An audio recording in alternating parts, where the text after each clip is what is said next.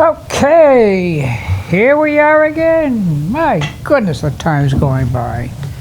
And I want to tell you, it's going by so fast that if our math is correct, and good chance that it isn't, today's show, by the time you see this, will be the first show of our eighth, that's 1, 2, 3, 4, 5, 6, 7, 8th season of Accordion Cool here on AACS TV, and certainly I am indebted to all the folks here, and especially my buddy Austin.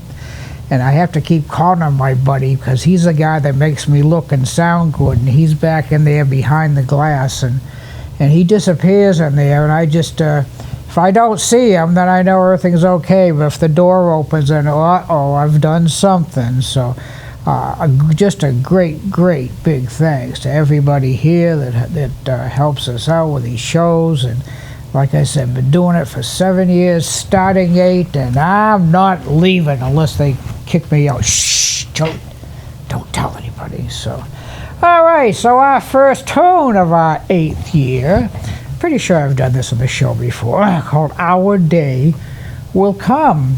And for us, it's pretty recent, 1962.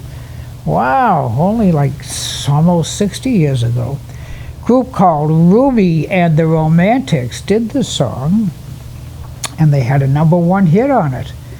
And I guess, from what I understand, or I could be wrong, I believe if after they recorded it and released it, if it didn't do well, some fellow, remember Tom Jones? He was kind of waiting in the wings to record it.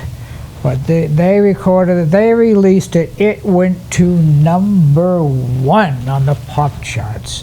And I always like playing this tune because it almost sounds like it should be, you know, like an old standard or a big band tune, but it's not. No.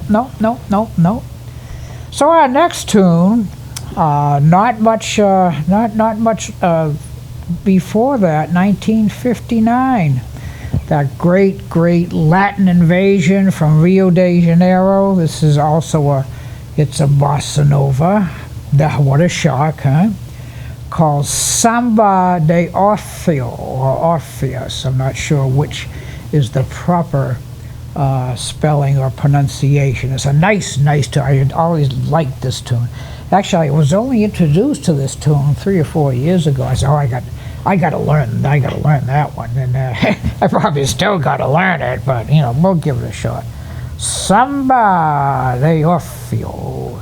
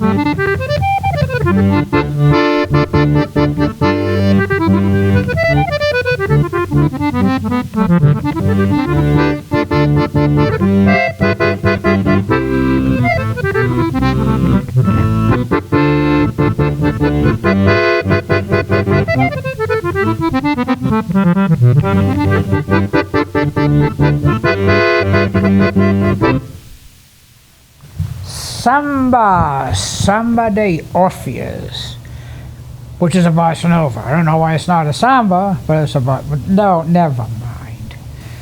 All right, we're moving on to 1941, and you've heard me mention this big band many times, the Duke Ellington Band, or orchestra, whatever you want to call it. Now, Duke teamed up right around that time, right around 1941, with a young man, I think I've told the story before, Billy Strahon. Billy Strahon was a piano player, but more than that, he was a songwriter. Now, Duke played piano, so if you're going to be a piano player, get hired by Duke, guess what? You're not going to play much. But he wasn't really hired for his piano playing. He was hired mostly for his songwriting, and he and Duke collaborated on, I would say, most of the big hits, and they had a bunch of them. And when he first was going to meet with Duke, Duke lived in Harlem, and there was a brand new train, subway train system that was taken from New York right up into Harlem. And so Billy Strahon called Duke on the phone. He says, Duke, he says, how do I get to your house? And Duke says, take the A train. Yes, you know what's coming, right? Billy Strahon decided he'd write a tune called Take the A Train. Now, it seems that every song that the Duke Band had that became a hit became their signature song. So it said, Take the A Train is their signature song, one of their couple of dozen probably signature songs, yeah, but anyway. So and if you listen real close, you might even be able to hear that train coming, so listen, you might hear the train.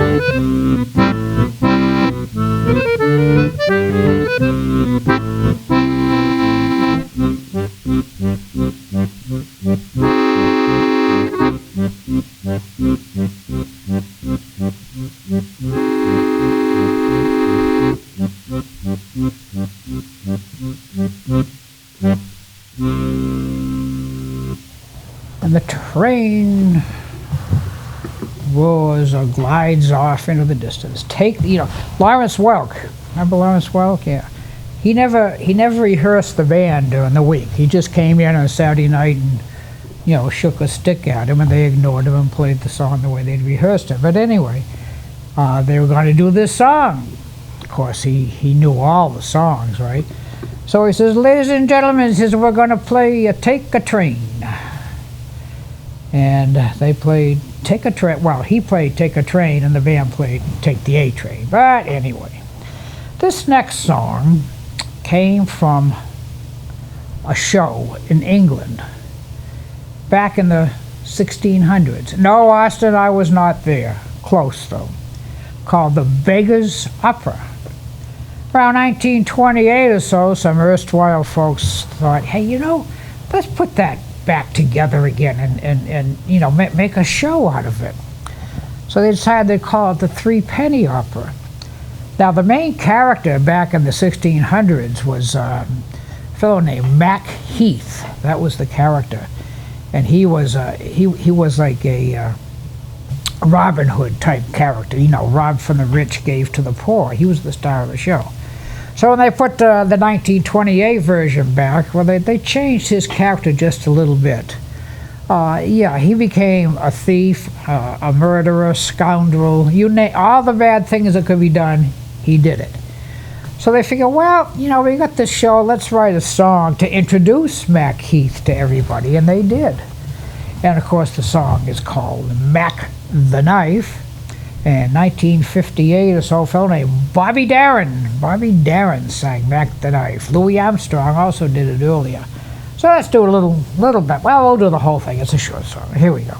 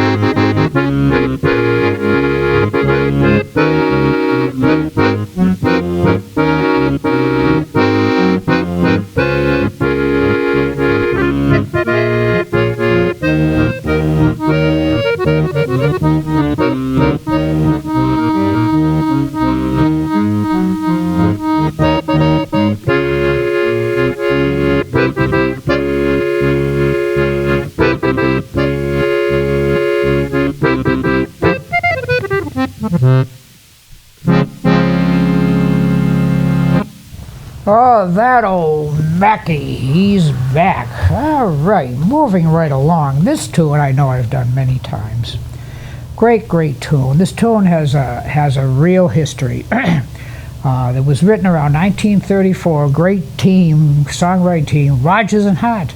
It was going to be in a movie starring Mae West. And the whole thing fell through. The movie fell through. They did the movie, but they changed the whole format. So they said, oh, don't need the song. They put it back on the shelf. About a year later, a fellow comes and says, I heard about this great song you guys got. I got a project. Says, well, would you mind doing one thing? Would you mind rewriting the lyrics and the words? Lorenz Hart, who was the lyricist, says, no, we'll do it. Thing fell through, back on the shelf. You see where I'm going with this? This happened 2 more times. Finally, the last time, the fellow comes in, he got the great project, want the song, but would you? And Lorenz Hart says, yeah, I know, new lyrics. Fortunately, this time it worked. And it's become one of the all-time classic songs. Even Elvis recorded this. There was also a rock and roll version, which shall remain nameless, did it. A little tune called Blue Moon. Here we go.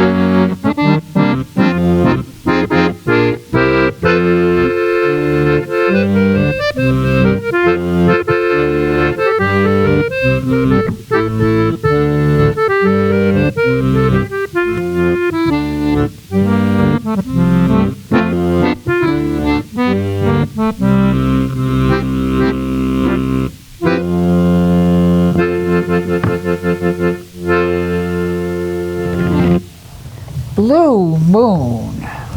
Well, we're getting down to our last tune, also written by Rodgers and Hart, and this came from a show called Babes in Arms. And I've done several other tunes, not several, but a few other tunes from that show. Don't ask me what they are right this minute.